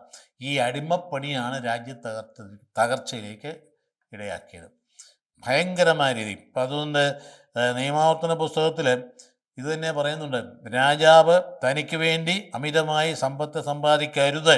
നിയമാവർത്തനം 16-17 വാക്യങ്ങളാണ്. രാജാവ് തനിക്ക് വേണ്ടി അമിതമായി സ്വത്ത് സമ്പാദിക്കരുത്, കുതിരകളുടെ എണ്ണം വർദ്ധിപ്പിക്കരുത്, അതിനായി ഈജിപ്തിലേക്ക് മടങ്ങിപ്പോകാൻ ഇടയാക്കരുത്, എന്ന് പറഞ്ഞാൽ പഴയ രീതിയിലേക്ക് പോകാൻ ഇടയാക്കരുത്. അപ്പോൾ രാജാവിൻ്റെ വഴിവിട്ട പോക്ക്, അതിസമ്പന്നനാകുന്ന രീതി നമ്മുടെ ഭരണാധികാരികളും കയറി കഴിയുമ്പോൾ ചെയ്യുന്നത് എന്തുമാത്രമാണ് ഈ കഴിഞ്ഞ 10 വർഷത്തിനുള്ളിൽ ഇതുപോലുള്ള ആരോപണങ്ങളുണ്ടായും. ആരോപണമൊക്കെ ശരിയാണോ ഇല്ലെന്ന് അന്വേഷിക്കാൻ ആരെ കൊണ്ട് പറ്റും? അന്വേഷിക്കാനുള്ളവരും നിയന്ത്രിതരല്ലേ. അപ്പം അതുകൊണ്ട് എന്തുമാത്രം ഈ സ്വർണ്ണക്കൊള്ള മാത്രമൊന്നുമല്ല, അതിനേക്കാൾ വലിയ വലിയ കൊള്ളകളൊക്കെ നടക്കുന്നതായിട്ടൊക്കെ ആളുകൾ അറിയാം. പക്ഷേ ഒന്നും ചെയ്യാൻ നിവൃത്തിയില്ല, കാരണം ഭരണാധികാരിയുടെ കയ്യിലാണ് ഇരിക്കുന്ന ശക്തിയും സംവിധാനമൊക്കെ ഇരിക്കും. പക്ഷേ ദൈവം അതിനെതിരായിട്ട് നിൽക്കും, തകർത്ത് കളയും. സോളമൻ്റെ കാര്യം ന്യായമാരി സാധാരണ മരിച്ചെങ്കിലും അതായത് രാജ്യം തകരാനായിട്ടിടയായി. അപ്പോൾ നികുതി ഭാരവും അടിമവേലയും ഇത് രണ്ട് ഭയങ്കരമായ പാളിച്ച അദ്ദേഹത്തിൻ്റെ ജീവിതത്തിലുണ്ടായി. രാജ്യം മറ്റുള്ളവർ മുമ്പ് പ്രശസ്തി ആർജിച്ചെങ്കിൽ പോലും അടിസ്ഥാനപരമായി അദ്ദേഹത്തിൻ്റെ പോക്ക് നാശത്തിലേക്കായിരുന്നു. അതുകൊണ്ട് സാധാരണഗതി ഒരു രാജ്യത്തിൻ്റെ സുരക്ഷ എന്ന് പറയുന്നത് അതിനകത്ത് ഏറ്റവും പാവപ്പെട്ടത് ഗാന്ധിജി പഠിപ്പിക്കുക എങ്ങനെയാണ്, ഏറ്റവും പാവപ്പെട്ട വ്യക്തിക്ക് പോലും സുരക്ഷിതത്വ ബോധം ഉണ്ടാകുമ്പോഴാണ് രാജ്യം സമ്പന്നമാകുന്നത്. രാജ്യത്തിൻ്റെ സമ്പത്തിനെ കുറിച്ച് അതാണ് നമ്മുടെ ജീവിതം. രാജ്യം ഗ്രാമങ്ങളിലാണെന്ന് ഗാന്ധിജി പറയാൻ കാര്യം അതാണ്. ഈ രാജ്യത്തിലെ ഏറ്റവും പാവപ്പെട്ടവന് അവൻ്റെ ജീവിതം ഭദ്രമാകുമ്പോഴാണ് രാജ്യം സമ്പന്നമാകുന്നത്. അല്ല രാജ്യത്തെ സമ്പത്ത് സ്വരുക്കൂട്ടി വെച്ചുകൊണ്ട് ഇതുപോലെ വമ്പൻ കോർപ്പറേറ്റിൽ അദാനിമാരെയൊക്കെ തൂത്തിക്കൊണ്ടുകൊണ്ട് സമ്പത്ത് വർദ്ധിപ്പിച്ചുകൊണ്ട് രാജ്യം എന്നാലും ഇപ്പം പുറകോട്ടടിക്കുന്നത് കണ്ടില്ലേ. ഇപ്പോൾ ഉടനെ ഈ തൊട്ടടുത്ത ഘട്ടങ്ങൾ നമ്മൾ 3ാം സാമ്പത്തിക ശക്തിയാകും എന്ന് പറഞ്ഞ് പിടിപ്പിച്ച് കൊണ്ടുവന്നെടുത്ത് ഇപ്പം വേണ്ട 6ാം സ്ഥാനത്തേക്ക് തള്ളി വിട്ടു. എന്താ നിസ്സാര കാര്യങ്ങൾ കൊണ്ടാണ് പുറകോട്ട് പോയെന്ന് ഓർക്കണേ. ഈ കഴിഞ്ഞ കാലഘട്ടങ്ങളിൽ ഇപ്പോൾ തൊട്ടടുത്ത് നടന്ന സംഗതികൾ ഈ ഹോർമോസ് കടലിലേക്ക് വരേണ്ട കപ്പൽ നിയന്ത്രണമൊക്കെ ഉണ്ടായതുകൊണ്ട് ചേർന്ന് വന്നു കഴിഞ്ഞാൽ ഈ എണ്ണയില്ലാണ്ട് വന്നപ്പോൾ എണ്ണയുടെ ദാരിദ്ര്യമൊക്കെ വന്നതെന്ന് വെച്ചാൽ രാജ്യത്തിന് സാമ്പത്തികത്തിൽ നേരെ പുറകോട്ടടിച്ചു. അധികം നേരമൊന്നും വേണ്ട പുറകോട്ടടിക്കാൻ. നീതിയും ന്യായവും ഇല്ലാണ്ട് പെരുമാറിയാൽ തിരിച്ചടി ഉണ്ടാകുന്ന ഒരു സംശയവും വേണ്ട. തന്നെയല്ല, വെറും മറ്റേ ജനത്തിൻ്റെ തന്നെ ആത്മാർത്ഥതയോടുകൂടി അല്ലാതെ, ജനത്തിൻ്റെ നന്മയ്ക്കായിട്ടല്ല, ജനത്തിൻ്റെ കണ്ണിൽ പൊടിയിട്ടുകൊണ്ട് നിയമങ്ങളൊക്കെ ഉണ്ടാക്കി പാസ്സാക്കി എടുക്കാൻ പോയാൽ അതൊരിക്കലും നടപ്പാവില്ല, വിജയിക്കില്ല. ഇപ്പോൾ തൊട്ടടുത്ത് നാം കണ്ടല്ലോ, തൊട്ടടുത്ത് കണ്ടില്ലേ, പുറമേ പറയുന്നത് എന്താണ്? സ്ത്രീ പ്രാതിനിധ്യം കൂട്ടാൻ വേണ്ടിയിട്ടാണ്, വനിതാ സംവരണം എന്നും പറഞ്ഞു കൊണ്ടുവന്നിട്ടോ പാർലമെൻറ്റ് തോൽപ്പിച്ച് കളഞ്ഞില്ലേ? വാസ്തവത്തിൽ ഏറ്റവും വലിയൊരു പരാജയമാണ്. 10 വർഷമായിരുന്നാണ് ആദ്യത്തെ സംഭവം എന്ന് ഓർക്കണം. അപ്പോൾ ഇത് പുറമേ ഒരു നന്മ പറയും, ഇതുപോലെ FCR ഇതുപോലെ തന്നെയാണ്, പുറമേ നന്മ പറയും, അതേസമയത്ത് അകമേ വേറെ വ്യത്യസ്തമായ ഉദ്ദേശത്തോടെ പെരുമാറുകയും ചെയ്യുമ്പോൾ ഉണ്ടാകാവുന്ന ഭവിഷ്യത്തുകൾ അവിടെ ഉണ്ടായി സോളമൻ്റെ കാലഘട്ടത്തിലും. അതുകൊണ്ട് നികുതി ഭാരം, അടിമ വേല, അതുകൊണ്ട് രണ്ട് രംഗങ്ങളും, മത രംഗത്തും രാഷ്ട്രീയ രംഗത്തും അത് തിരിച്ചടികളുണ്ടായി. അതായത് അവിശ്വസ്തത കാണിച്ചു. അതായത് ഏറ്റവും വലിയ അവിശ്വസ്തത ഈ രാജാവ് കാണിച്ചത് വിവാഹങ്ങളുടെ കാര്യത്തിലാണ്. നിഷിദ്ധമായ വിവാഹങ്ങൾ, അത് വളരെ ദൈവത്തിൻ്റെ പദ്ധതിക്ക് നേരെ വിരുദ്ധമായിരുന്നു. ഒരു പുരുഷൻ ഒരു സ്ത്രീ, ഇതല്ലേ ഉൽപ്പത്തിലെ പുസ്തകത്തിൻ്റെ 2-ാം അധ്യായം 24-ാം വാക്യത്തിൽ പറയുന്നത്, ദൈവം നിശ്ചയിച്ച വിവാഹത്തിന് ഒരു പുരുഷനും ഒരു സ്ത്രീയുമാണ്. ബഹുഭാര്യാത്വം ചില തോതിലൊക്കെ മറ്റുള്ളവരിലൊക്കെ ഉണ്ടായിരുന്നു. അബ്രഹാമിലുണ്ടായിരുന്നു, യാക്കോബിലുണ്ടായിരുന്നു, ദാവീദിലൊക്കെ ഉണ്ടായിരുന്നു. ഇതെന്തിടപാടായിരുന്നു? 700-ഓളം ഭാര്യമാരും 300 ഉപനാരികളുമായിരുന്നു ഇദ്ദേഹത്തിനുണ്ടായിരുന്നു. 700-ഓളം ഭാര്യമാരും. രാജാക്കന്മാരുടെ പുസ്തകം 11-ാം അധ്യായം 31-ാം വാക്യം. ഇത് അതിശയോക്തിയായിട്ടൊക്കെ ആളുകൾ പറയുന്നുണ്ടെങ്കിൽ പോലും ഈ ബഹുഭാര്യാത്വം അദ്ദേഹം എന്തിനു വേണ്ടിയിട്ടായിരുന്നു? അദ്ദേഹം അത് ക്രമീകരിച്ചത് രാജ്യതന്ത്രജ്ഞതയ്ക്ക് വേണ്ടിയിട്ടാണ്. ഇങ്ങനെയുള്ള രാജകുമാരിമാരുമായിട്ട്, ആ രാജാക്കുമായിട്ട് ഉടമ്പടി അവളുടെ മകളെ കല്യാണം കഴിച്ച് കൊണ്ടുവന്ന് കഴിയുമ്പോൾ ആ രാജ്യവുമായിട്ടൊരു ബന്ധങ്ങൾ, പക്ഷേ ബന്ധമല്ല ഉണ്ടായ, തകർച്ചയുണ്ടായി. കാരണം ഈ രാജകുമാരിമാർ കൊട്ടാരത്തിൽ കടന്നു വന്നു കഴിഞ്ഞപ്പം അവരുടെ ആരാധന സമ്പ്രദായങ്ങൾ ഇവിടെ അടിച്ചേൽപ്പിക്കാൻ ഇടയാകുകയും യഥാർത്ഥ ദൈവീയ വെളിപാട് ദൈവത്തെ തള്ളിക്കളയുകയും ചെയ്യാനായിട്ട് ഇടയായി. അവിടെ അപ്പം നാശമുണ്ടായി. അപ്പം നിഷിദ്ധ വിവാഹങ്ങളും നിയമാവർത്തന പുസ്തകത്തിൻ്റെ 17-ാം അധ്യായം 17-ാം ഭാഗത്തിൽ രാജാവിന് അനേകം ഭാര്യമാരുണ്ടായിരിക്കരുത് എന്ന് കൃത്യമായിട്ട് പറഞ്ഞിട്ടുണ്ട്. രാജാവിന് അധികം ഭാര്യമാരുണ്ടായിരിക്കരുത്. ഈയിടെയും നമ്മൾ കണ്ടു, ബഹുഭാര്യത്വത്തെക്കുറിച്ചൊക്കെ ചർച്ചകൾ കണ്ടു.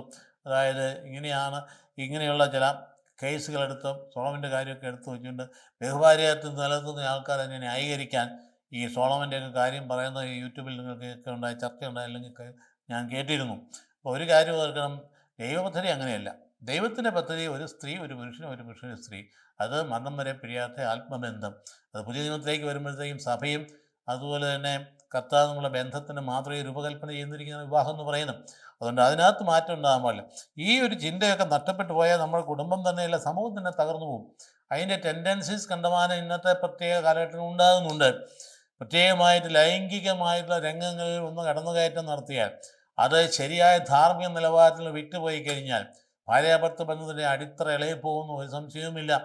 ചില മൂല്യബോധങ്ങളൊക്കെ നഷ്ടപ്പെട്ടു പോയി കഴിഞ്ഞാൽ 2 മക്കളും 3 മക്കളൊക്കെ ഉണ്ടായിട്ട് പോലും അവയൊക്കെ ഉപേക്ഷിച്ചിട്ട് പിന്നെയും കാമുകന്മാർ പുറകെ പോകുന്ന കേസുകൾ നമ്മൾ കേരളത്തിലൊക്കെ കേൾക്കുന്നുണ്ട്. കാരണം എന്താണ്? അടിസ്ഥാനപരമായി ധാർമ്മിക മൂല്യങ്ങൾ തകർന്നു എന്നുള്ളതാണ്. അതൊന്നും രക്ഷപ്പെടാൻ പോകുന്നില്ല, വിജയിക്കുകയില്ല. മനുഷ്യൻ്റെ വെറും വിഭ്രാന്തി മാത്രമായിരുന്നു. അക്കരെ പച്ചയാണ്. തമ്പുരാൻ തന്നിരിക്കുന്ന ആ സഹകാരിയെയും സഹധർമ്മിണിയെയും അത് മരിക്കുന്നത് വരെയും കീപ്പ് ചെയ്ത് കൊണ്ടുപോവുക എന്നുള്ളത്, അതിലൂടെയാണ് ദൈവത്തിൻ്റെ പദ്ധതി നിറവേറുന്നതെന്നും ഉള്ള ആന്തരിക വിശ്വാസത്തിൻ്റെ ബോധ്യം നഷ്ടപ്പെട്ടു പോയി കഴിഞ്ഞാൽ ഇതുപോലെയുള്ള അപഭ്രംശങ്ങൾ ഉണ്ടാകുക സാധാരണമാണ്, സ്വാഭാവികം. അത് ഇന്ന് കൂടിക്കൂടി വന്നുകൊണ്ടിരിക്കുന്നു. അവിടെയാണ് വിശ്വാസം ഉറപ്പിക്കേണ്ടതിന് പ്രാധാന്യം. അവിടെ ഇങ്ങനെയുള്ള സോളമൻ രാജാവിൻ്റെ ജീവിതത്തിൻ്റെ പരാജയം എടുത്തു പറഞ്ഞിരിക്കും. രാജാവിന് അനേകം ഭാര്യകൾ ഉണ്ടാകരുത് എന്നും നിയമാപുസ്തകത്തിൻ്റെ 17 വാക്യങ്ങൾ അതിൽ കടവിരുദ്ധമായിട്ട് പ്രവർത്തിച്ചു എന്നുള്ളതാണ്. വിജാതീയ സ്ത്രീകളുമായി വിവാഹ ബന്ധത്തിൽ ഏർപ്പെടുക, അതും തന്നെയുണ്ട്. വിവാഹ ബന്ധത്തിലാണെങ്കിൽ പോലും വിശ്വാസത്തിൽ ഒന്നായിരിക്കുന്ന ആളുകളുമായിട്ട് വിവാഹം നടത്തേണ്ടത്. കാരണമെങ്കിൽ മാത്രമേ ആ വിശ്വാസം നിലനിൽക്കുകയുള്ളൂ. വിരുദ്ധങ്ങളായ വിശ്വാസങ്ങൾ ചേർന്ന് കാര്യം നമുക്ക് പുണ്യമൊക്കെ പറയാം, ആദർശമൊക്കെ പറയാം. ഞങ്ങളുടെ വിവാഹ ജീവിതത്തിൽ ഞങ്ങൾ അങ്ങനെയൊന്നും മതത്തിൻ്റെ കാര്യം ഞങ്ങൾ ഇടപെടാറില്ല. അദ്ദേഹത്തിന് മതം, എനിക്ക് എൻ്റെ മതം എന്നൊക്കെ പറയുന്നതൊക്കെ ചുമ്മാ പുറംപൂച്ചല്ലാതെ അകത്ത് എന്തുമാത്രം സംഘർഷങ്ങളാക്കി നടക്കുക. മക്കളുണ്ടാകുമ്പോൾ പിന്നെ ഏത് മതത്തിലായിരിക്കും അവരും? അപ്പോൾ ഞങ്ങൾക്ക് ഒരു മതവും ഇല്ല, അങ്ങനെ അവൻ പ്രായമാകുമ്പോൾ ഇഷ്ടമുള്ള മതം സ്വീകരിച്ചിട്ട് എന്നൊക്കെ പറച്ചിൽ കൊള്ളാം.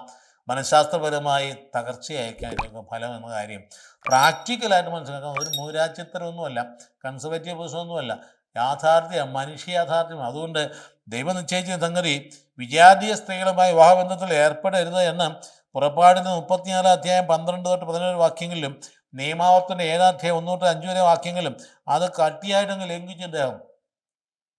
ഇന്ന് നടക്കുന്നത് എന്താണ്? ഇന്ന് വാസ്തവത്തിൽ നമ്മൾ വിശ്വാസത്തെക്കുറിച്ച് ശരിയായ ബോധ്യം മക്കൾക്ക് നൽകാത്തത് കൊണ്ടല്ലേ പെട്ടെന്നൊരു ഉളുപ്പമില്ലാതെ പെട്ടെന്ന് അന്യമത വിശ്വാസമായിട്ട് വിവാഹബന്ധത്തിൽ ചെന്ന് ചാടുന്നത്. എന്നിട്ട് പിന്നെ എങ്ങനെയെങ്കിലും നടത്തിക്കൊണ്ട് പോകാനായിട്ട് പിന്നെ ഇപ്പോൾ സഭയ്ക്ക് അതിന് ചില സംവിധാനങ്ങളുണ്ട്. അതായത് ഇൻ്റർഫെയ്ത്ത് മാരി എന്നൊക്കെ പറയും. വേണമെങ്കിൽ പള്ളിയിൽ വെച്ച് അത് പ്രത്യേകം അതിൻ്റെ നിയമങ്ങളൊക്കെ ചട്ടങ്ങളൊക്കെ പാലിച്ചാൽ ആശീർവദിച്ച് കൊടുക്കാം. ആശീർവദിച്ച് കൊടുത്താലോ വിവാഹത്തിലേക്ക് പ്രവേശിച്ചാലോ അത് ഈ വീണ്ടും എന്തെങ്കിലും മാനസാന്തര മാറ്റമോ വരുമോ? ഉണ്ടാകാൻ പോകുന്നില്ല. അപ്പോൾ ഇതൊക്കെ കല്യാണത്തിന് വേണ്ടിയിട്ടൊക്കെ നടക്കുമെന്നുള്ള കല്യാണം കഴിഞ്ഞ ജീവിതത്തിൽ ഒന്നും നടക്കാൻ പോകുന്നില്ല. അതേസമയത്ത് ഒരേ വിശ്വാസത്തിൽ ഈശോയുടെ മക്കൾ എന്ന നിലയിലുള്ള ബോധ്യത്തിൽ വരുമ്പോൾ ഏതും പ്രതിസന്ധിയും പ്രശ്നങ്ങളും വരുമ്പോൾ എല്ലാവരും രണ്ടുപേരും ഈശോയെ കെട്ടിപ്പിടിക്കും. അപ്പോൾ ജീവിതത്തിന് സമാധാനം ശാന്തിയും ഉണ്ടാകും. ആ ഒരു കാര്യത്തെക്കുറിച്ച് ബോധ്യം നമുക്കുണ്ടാകേണ്ടതാണ്. അപ്പോൾ അതുകൊണ്ട് അദ്ദേഹം അന്യദേവ ആരാധനയ്ക്ക് വഴിവിട്ട രീതിയുണ്ടായി. ഈ പെണ്ണുങ്ങളെല്ലാം വന്നു കഴിഞ്ഞപ്പോൾ അവർക്ക് പറ്റിയ ആരാധന ആലയങ്ങൾ പണിത് കൊടുക്കാനായിട്ടിടയായി. അതാണ് സംഗതി. അങ്ങനെ വന്നു കഴിയുമ്പം ജെറുസലേം ദേവാലയത്തിന് പ്രാധാന്യം പോയില്ലേ. ഇത് വലിയ പണക്കൊഴുപ്പോടുകൂടി ഭംഗിയായിട്ട് ഉണ്ടാക്കി വെച്ച അപ്പൻ്റെ ആഗ്രഹപ്രകാരം ദൈവത്തിൻ്റെ ആഗ്രഹപ്രകാരം ഉണ്ടാക്കിയ ജെറുസലേം ദേവാലയം അതവിടെ നിൽക്കുകയാണ് മറ്റുള്ള ആരാധനാലയങ്ങൾ ഉണ്ടാക്കാൻ കഴിയുന്നു. 2-3 ദേവതമാർ. ഒന്ന് അസ്താർത്തെ എന്ന് പറയും, സീതോന്യരുടെ ദേവിയാണ് അസ്താർത്തെ. ഈ ദേവതയെ അഷ്ടേറ എന്നും അനാത്ത് എന്നും പറയുന്നു. അതായത് ഫലപുഷ്ടിയുടെ ഒക്കെ ഒരു ദേവതയായിട്ടാണ് കണക്കാക്കപ്പെടുന്നത്. ബാൽ എന്ന് പറയുന്ന ദേവൻ്റെ മാതാവായിട്ടല്ലേ, ചിലപ്പോൾ മാതാവിൻ്റെ ബാലിൻ്റെ ഭാര്യയായിട്ടൊക്കെ അസ്താർത്തെ എടുത്ത് കാണിക്കാറുണ്ട്. അപ്പോൾ അങ്ങനെ ഒരു ദേവതയെ, ആ ദേവതയ്ക്ക് വിഗ്രഹം ഉണ്ടാക്കി ആരാധന ഉണ്ടാക്കി ചില സാധനങ്ങളൊക്കെ അതും ഈ പെൺമക്കളിലൂടെ പോയി ആരാധന നടത്തിയിരുന്നു എന്നാണ് പറയുക. അതുകൊണ്ട് നവഗ്രഹങ്ങളൊന്നായ ശുക്രൻ അദ്ദേഹത്തെ സംബന്ധിച്ച് സങ്കല്പിച്ച് ആരാധിക്കുന്നത് അങ്ങനെ ഒരു ആരാധന വേറൊരു വശത്തുണ്ടായി. വീനസ്, റോമാക്കാർക്ക് വീനസാണ് ഇതിനെ, ഈ പറയുന്ന അസ്താർത്തെ വീനസ് എന്ന് വിളിച്ചു. അത് രതി ദേവതയായിരുന്നു. ഈ വീനസ് എന്ന വാക്കിൽ നിന്നാണ് വെനേറിയൽ എന്ന പദം ഉണ്ടായി. ഇംഗ്ലീഷ് വെനേറിയൽ ഡിസീസ് എന്ന് പറഞ്ഞാൽ ലൈംഗിക രോഗങ്ങളാണ്, വെനേറിയൽ ഡിസീസ്. അപ്പോൾ വീനസ് എന്ന് പറയുന്ന ആ വാക്കിൽ നിന്നാണ് ഇതുണ്ടാകുന്നത്, വെനേറിയൽ ഡിസീസ്. അപ്പോൾ അവിടെയും കാണുന്ന സംഗതി ഇതാണ്, ഭയങ്കരമായ രീതിയിൽ അധപ്പതനം, രാജ്യത്തിൻ്റെ അധപ്പതനം ഉണ്ടായി എന്ന് വേണം മനസ്സിലാക്കാനായിട്ട്. ഓരോരുത്തർ വ്യാഖ്യാനിക്കാം. അദ്ദേഹം വലിയ ഭയങ്കര ഹൃദയവിശാലതയുള്ള ആളായിരുന്നു, എല്ലാ മതങ്ങളെയൊക്കെ ഉൾക്കൊണ്ടുകൊണ്ടിരുന്നു, അതുകൊണ്ടാണ് നമുക്ക് പറയാം. അതൊക്കെ പറച്ചിലാം. ഇവിടെ സംഭവിക്കുന്നത് ദൈവിക വെളിപാടാണ് അദ്ദേഹം നിരസിച്ചത്. ദൈവം ലംഘിച്ച് അദ്ദേഹത്തെ ചുമതലപ്പെടുത്തി. എന്താണ് അദ്ദേഹത്തിന് ദൗത്യം ഏൽപ്പിച്ചത്? കർത്താവിൻ്റെ ആ ജനത്തെ സംരക്ഷിക്കാൻ വേണ്ടിയിട്ടുള്ള ചുമതലയായിരുന്നു. അത് അദ്ദേഹം ചെയ്യാത്തത് കൊണ്ട് ജനവും ആ വഴിക്ക് വഴിതെറ്റിപ്പോകാനിടയായി. അതുകൊണ്ട് രണ്ടാമത്തെ ദേവതയാണ് മിൽക്കോം, അമ്മോന്യരുടെ ദേവതയായിരുന്നു മിൽക്കോം. അമ്മോന്യർ എന്ന വിഭാഗത്തിൻ്റെ, അമ്മോന്യർ എന്ന് പറഞ്ഞാൽ അമ്മാൻ. ഇന്ന് നമ്മൾ നാട്ടിൽ ചെല്ലുമ്പോൾ അല്ലെങ്കിൽ ഇസ്രായേൽ ചെല്ലുമ്പോൾ ആദ്യം നിന്ന് ഇറങ്ങുന്നത് അമ്മാൻ എന്ന് പറയുന്ന വിമാനത്താവളത്തിൽ, യോർദാൻ്റെയാണ് അമ്മാൻ. അവിടെയുള്ള വിവാഹം അമ്മോന്യർ എന്ന് പറയും. അമ്മോന്യരുടെ ഒരു ദേവതയാണ് മിൽക്കോം എന്ന് പറയുന്നത്. മിൽക്കോം എന്ന് പറഞ്ഞാൽ മെലക്ക് എന്ന പദത്തിൽ നിന്നാണ്, രാജാവ്, അല്ലെങ്കിൽ മോളക്ക് എന്ന് പറയും എന്ന് പറയാം, രാജാവ് എന്ന അർത്ഥത്തിലാണ് മിൽക്കോം എന്ന് പറയുന്ന ദേവത. മൂന്നാമത്താണ് ഇത് 3 ദേവത ഏറ്റവും പ്രധാനപ്പെട്ട കെമേഷ് എന്ന് പറയുന്നത്. ഇത് മൊവാബിയരുടെ ദേവതയാണ്. മോളക്കും കെമേഷും ഒക്കെ ഒരേ സങ്കല്പം തന്നെയാണ്. അപ്പോൾ ഇവരൊക്കെ പ്രധാനപ്പെട്ട ആൾക്കാർ. ഇവരെല്ലാം യുദ്ധങ്ങൾ നയിക്കുന്ന ആൾക്കാരൊക്കെ, അവിടെ വിജയം നടക്കുന്ന ആൾക്കാരും. അതുകൊണ്ട് അവരുടെ മുമ്പിൽ കൊണ്ട് നരബലി നടത്തുന്ന പതിവ് ഉണ്ടായി. കണ്ടോ, അങ്ങനെ വന്നു ഭവിച്ചിട്ട് ഇസ്രായേൽ ജനവും നരബലി നടത്താനായിട്ട് ഇരയായി. നമുക്കറിയാമല്ലോ, ഗഹിന്ന എന്ന് പറയുന്ന പ്രദേശം, ഗഹിന്ന അല്ലേ എന്ന പ്രദേശത്തായിരുന്നു നമ്മുടെ സ്വന്തം ജനം ഇവിടെ പോയി ഈ രാജാക്കന്മാർ വഴിതെറ്റി പോയപ്പം, നരബലി നടത്തിയ രാജാക്കന്മാരുണ്ടായപ്പം ജനം പോയി നരബലി നടത്താനിടയായി. ആ ഗഹിന്നം എന്ന് പറയുന്ന വലിയ ഒരു കുഴി താഴ്വര ഇന്നും അവിടെയുണ്ട്. ഈ സ്ഥലം ഇസ്രായേലിൽ ചെന്നാൽ നമുക്ക് കാണാൻ പറ്റും. രാജകൊട്ടാര സമീപം തന്നെയാണ്. ആ ഗഹിന്ന എന്ന് പറയുന്ന സ്ഥലത്തിൽ അവിടെ പ്രവാചകന്മാർ അതിനെ ശാക്തമായിട്ട് എതിർത്ത് ഭയങ്കരമായിട്ട് പ്രസംഗിച്ചാണ് ആ ഇസ്രായേലിന് ആ വലിയ ദുർഭൂതത്തെ മാറ്റിക്കളഞ്ഞു, ആ ഭയങ്കര വിഗ്രഹനെ മാറ്റിക്കളഞ്ഞ് അവരതിന് ഗഹന്ന എന്ന പദം നരകം എന്ന പദത്തിന് പര്യായമായിട്ട് ഉപയോഗിച്ചു. ഇത് നരകമാണ് എന്ന് പറഞ്ഞു. അതുകൊണ്ടാണ് ഇപ്പം ഗഹന്ന എന്ന് പറഞ്ഞാൽ നരകമാണല്ലോ. ഗഹിന്നോൻ എന്ന് പറയുന്ന സ്ഥലം തന്നെയാണ്. അപ്പോൾ അതൊക്കെ അവിടെ നരബലി നടന്നത്. നരബലിയുടെ ആരംഭം ഇവിടെയാണ് കാണുന്നത്. എവിടെയാ? വിശ്വസ്തനായിരിക്കേണ്ട സോളമൻ രാജാവിലാണ് ഈ പറയുന്ന അദ്ദേഹത്തിൻ്റെ 700ഓളം ഭാര്യമാരിൽ വിഗ്രഹാരാധന വന്നു കഴിഞ്ഞപ്പോൾ ഇങ്ങനെ യുദ്ധത്തിൻ്റെ ദേവതയെ എന്താ അവരെ പ്രീതിപ്പെടുത്താൻ വേണ്ടി ഖൊമേഷ് എന്ന് പറയുന്ന ദേവതയ്ക്ക് പ്രീതിപ്പെടുത്താൻ വേണ്ടി നരബലി നടത്തിക്കൊണ്ടിരുന്നു. അപ്പോൾ ഇങ്ങനെയുള്ള വഴിതെറ്റുകൾ ധാരാളം ഉണ്ട്. നമ്മുടെ വിശ്വാസത്തെ സംബന്ധിച്ചും നമ്മൾ ഒരു കാര്യം മനസ്സ് തറപ്പിച്ച് വെക്കേണ്ട ഒന്നുണ്ട്. നമ്മളിവിടെ നമ്മുടെ കുഞ്ഞുങ്ങളെ വളർത്തി പരിശീലിപ്പിച്ച് അവർ +2 കഴിഞ്ഞ് പോയേക്കാം വിദേശ രാജ്യങ്ങളിലേക്ക്. എന്തുറപ്പാണ് അവരുടെ വിശ്വാസത്തിൻ്റെ കാര്യം നമ്മൾ നൽകിയിരിക്കുന്നത്? എന്തുറപ്പാണ്? അതേ സമയത്ത് നേരത്തെ പോയ മാതാപിതാക്കൾ അവിടെ ജനിച്ച മക്കളാണെങ്കിൽ ഞങ്ങളൊക്കെ കണ്ടിരിക്കുന്നത് ഇവിടെയുള്ള മാതാപിതാക്കളെക്കാളും തീക്ഷ്ണമായിട്ട് വിശ്വാസം സംരക്ഷിക്കാൻ അവർ തൽപരരാണ്. ഇതാണ് ഇന്നത്തെ യുവത്വത്തിൻ്റെ കാര്യമില്ല പറയും. അവിടേക്ക് തന്നെ വിവാഹം കഴിച്ച ഇവിടുന്ന് വിവാഹം കഴിച്ച് പോയി അവിടെ മക്കളുണ്ടായതിനു ശേഷം അവരവിടെ കുഞ്ഞുങ്ങളെ വളർത്തുന്നത് കണ്ടാൽ, പ്രത്യേകിച്ച് ഗൾഫ് രാജ്യങ്ങൾ, കുവൈറ്റുള്ള രാജ്യങ്ങളോ അല്ലെങ്കിൽ അയർലൻഡുള്ള രാജ്യങ്ങളോ എന്ന് കണ്ടാൽ നമ്മുടെ ആളുകൾ വിശ്വാസ സംരക്ഷണത്തിനായിട്ട് ഇവിടെ ചിലവഴിക്കുന്നതിനേക്കാൾ കൂടുതൽ സമയം ചിലവഴിക്കും. കുഞ്ഞുങ്ങളെ കൊണ്ടുപോയി വേദപാഠ സമയം മുഴുവൻ അവിടെ കാത്തിരുന്ന് വേദപാഠം പരിശീലിപ്പിച്ച് തിരിച്ചു കൊണ്ടുവരുന്നത് കാണാം. ഭയങ്കര തീക്ഷ്ണതയോടെ അവർ കൊണ്ടുവരുന്നുണ്ട്. അതിനകത്ത് യാതൊരു ഇവിടത്തേക്കായാലും മെച്ചപ്പെട്ട രീതിയിൽ അവർ കൊണ്ടുപോകുന്നുണ്ട്. ഒരു സംശയവും വേണ്ട. കാരണം അവർക്കറിയാം ഈശോ ആരാണെന്ന്, അവർക്കറിയാം ജീവിതത്തിൽ വിശ്വാസത്തിന് ആവശ്യം എന്താണെന്ന്. അതുകൊണ്ട് അവരത് ഭംഗിയായിട്ട് ചെയ്യുന്നുണ്ട്. എന്നാൽ അതേസമയം ചെന്ന് ചാടുന്ന ചെറുപ്പക്കാരിലാണ് വഷളത്വം വന്ന് കൂടുന്നത്. കുടുംബം ഉണ്ടാകാത്ത ചെറുപ്പക്കാർ ചെന്ന് ചാടിക്കഴിയുമ്പോൾ അവരെങ്ങോട്ടാ തിരിയുമെന്ന് അറിയാൻ പാടില്ല. ഇവിടെ മാതാപിതാക്കൾ ഉറപ്പുള്ള വിശ്വാസം കൊടുത്തു വിട്ടില്ലെങ്കിൽ എങ്ങോട്ടും തിരിയുമെന്ന കാര്യം മാതാപിതാക്കൾ ഓർത്തിരിക്കണം. ചെന്ന് ചാടുന്ന ചെറുപ്പക്കാർ +2 കഴിഞ്ഞ് പോകുന്നവരാണ്. അവർ ചെന്ന് ചാടുന്നിടത്ത് കണ്ണും വീഴ്ച നടക്കുക. ഏത് തരത്തിലുള്ള എല്ലാ തരത്തിലുള്ള തിന്മകളും കെണികളും എല്ലായിടത്തും ഉണ്ട്. അപ്പോൾ അവിടേക്ക് ചെന്ന് ചാടാനായിട്ട് ഇടവരാതിരിക്കണമെങ്കിൽ മാതാപിതാക്കളുടെ കൂടെയുള്ളപ്പോൾ ആ കുഞ്ഞുങ്ങളെ ഈശോയിൽ ഉറപ്പിച്ച് നിർത്താൻ കഴിയണം. എതിലേ പോയാലും ഈശോയുടെ കൂടെ ആയിരിക്കണം. ഈശോയെ വിട്ട് ഒരു കാര്യവും വേണ്ട എന്ന സംഗതി ഉറപ്പിച്ച് വിട്ടാൽ മനപ്രയാസം കൂടെ നമുക്ക് ഇവിടെ ജീവിക്കാം. അല്ലെങ്കിൽ അവിടെ പോയി കേൾക്കാം. അതുപോലെ ധാർമ്മികമുല്ലെങ്കിൽ ഇതുപോലെ തന്നെയാണ്. ഒരു പുരുഷൻ ഒരു സ്ത്രീ, ഒരു സ്ത്രീക്ക് ഒരു പുരുഷൻ, ദൈവം നിശ്ചയിച്ച് വിവാഹം നടന്നു കഴിഞ്ഞാൽ പിന്നെ അതിന് ബന്ധപ്പെട്ട സർവ്വ വെല്ലുവിളി ഏറ്റെടുക്കുകയാണ് വേണ്ടി. അല്ലെങ്കിൽ ഇവിടെ ചെന്നും ഇവിടെ കല്യാണം കഴിച്ചിട്ടും അല്ലെങ്കിൽ അങ്ങോട്ട് പോയി ആദ്യം ഭർത്താവ് പോയി അവിടെ ചെന്നിട്ട് മെച്ചപ്പെട്ട സൗകര്യം കണ്ടു കഴിയുമ്പം ഭാര്യയെ അങ്ങ് ഉപേക്ഷിച്ചിട്ട് വേറെ വേറെ കണ്ടുപിടിച്ച് അവളെങ്ങായിട്ട് കൊണ്ടു നടന്ന് എത്ര കാലത്ത് ജീവിക്കാൻ പറ്റും? എത്ര കാലം ഉണ്ട് നമുക്ക് ഈ ഭൂമിയിൽ? അല്ലെങ്കിൽ ഭാര്യയാണെന്നിരിക്കട്ടെ, അവൾ ഇവിടുന്ന് വലിയ കാര്യത്തിൽ എഴുതി കുത്തിപ്പോയി ഇസ്രായേലിൽ പോയി. അവൾക്ക് ആദ്യം കിട്ടാൻ എളുപ്പമുണ്ട്, ഇസ്രായേലിലേക്ക് സ്ത്രീകൾക്ക് കിട്ടാൻ എളുപ്പമുണ്ട്. അവിടെ ചെന്നു. അപ്പോൾ സമ്പത്ത് ഭയങ്കരമായ വലിയ ശമ്പളം കിട്ടി, 2-3 ലക്ഷം ശമ്പളം കിട്ടിക്കഴിഞ്ഞപ്പം ഇവിടെ ഇരിക്കുന്ന ഭർത്താവ് ഇവിടെ കഷ്ടപ്പെടുക. അവൾ എന്ത് ചെയ്തു? അവിടെ ചെന്ന് നമുക്ക് വേറെ ആളെ കിട്ടി. അപ്പോൾ ഇവിടെ ഈ 2 മക്കളും അത് ഉപേക്ഷിച്ച് കഴിഞ്ഞ് പോകുന്ന ഒരു രീതിയിലേക്ക് വരികയാണെങ്കിൽ എന്ത് വിശ്വാസം പരിശീലിപ്പിച്ചിരിക്കുന്നത് നമ്മൾ? അതുകൊണ്ട് ഇവിടെയാണ് ഇന്ന് ഏറ്റവും വലിയ ചലഞ്ച് ഇറങ്ങിയിരിക്കുന്നത്. വിശ്വാസത്തിൻ്റെ ആ അടിത്തറ ഉറപ്പിച്ചെടുക്കാൻ ഏറ്റവും പ്രധാനപ്പെട്ട കാര്യം. ഈ സോളമൻ രാജാവിൽ ആരംഭിച്ച ഈ വല്ലാത്ത വിഗ്രഹാരാധന എത്ര നൂറ്റാണ്ടുകൾക്ക് ശേഷം ജോസിയ രാജാവാണ് ഈ വിഗ്രഹാരാധന സ്ഥലങ്ങൾ മുഴുവൻ നശിപ്പിച്ച് തകർത്തിട്ട് വിശ്വാസം പുനരുദ്ധരിക്കേണ്ടത്. ജോസിയ രാജാവിൻ പിന്നീട് ഏതാണ്ട് 2 നൂറ്റാണ്ടുകൾക്ക് ശേഷം 3 നൂറ്റാണ്ടുകൾക്ക് ശേഷമാണ് 2 രാജാക്കന്മാർ പുസ്തകം 23-13 അത് പറയുന്നുണ്ട്. അദ്ദേഹത്തിനെല്ലാം തകർത്തതിന് ശേഷം നല്ല വിശ്വാസത്തെ പുനരുദ്ധരിക്കാനിടയായി.